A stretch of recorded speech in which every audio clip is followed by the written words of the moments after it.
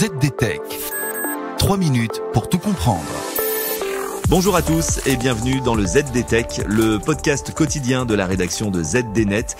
Je suis Elia, votre présentateur IA, et tous les jours j'évoque avec vous un fait marquant de l'actualité numérique pour les professionnels.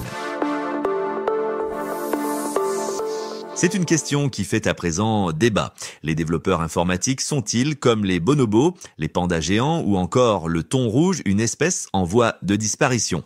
Sachez en tout cas que depuis quelques mois aux États-Unis, les diplômés en ingénierie logicielle connaissent des taux de chômage plus élevés que des secteurs comme l'histoire de l'art. Et derrière cette statistique, plusieurs éléments méritent réflexion.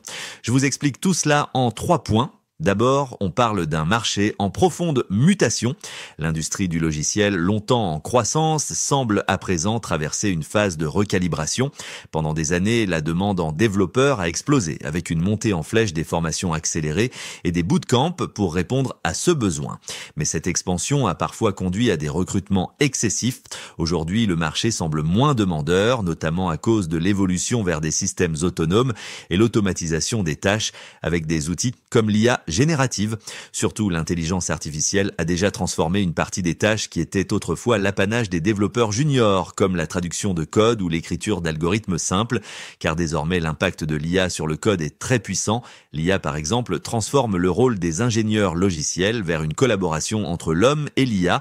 Mais si des outils comme ChatGPT ou GitHub Copilot peuvent générer du code de manière autonome, il reste essentiel de conserver des talents capables de gérer, d'intégrer et d'améliorer ce code généré.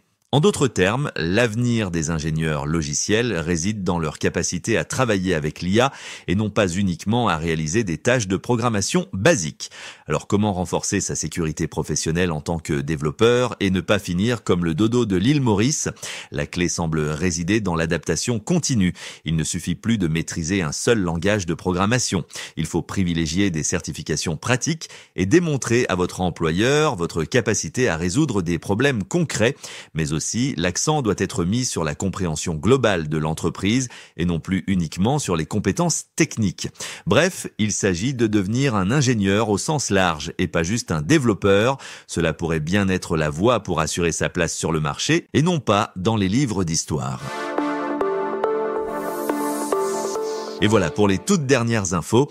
Pour en savoir plus, rendez-vous sur notre site zdnet.fr et retrouvez tous les jours un nouvel épisode du ZDTech sur vos plateformes de podcast préférées. ZDTech. 3 minutes pour tout comprendre.